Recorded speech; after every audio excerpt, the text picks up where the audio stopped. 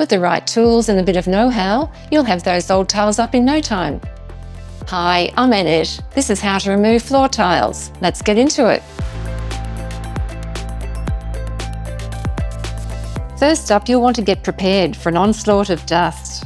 This means covering nearby furniture, making sure the area is well ventilated. Open windows and doors, and lay down some drop sheets if needed. It also means protecting yourself with a quality dust mask and eye protection.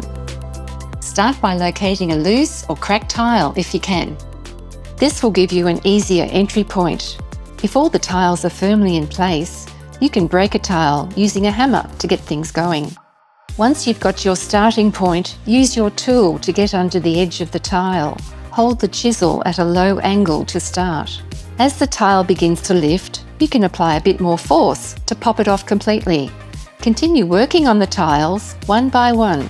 Patience is key here. It's better to go slow and avoid damaging the floor beneath.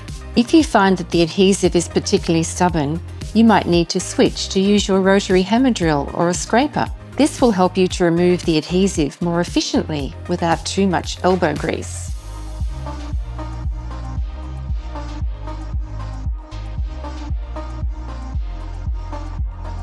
So there you have it, your old tiles are gone and you're ready for your fresh new look.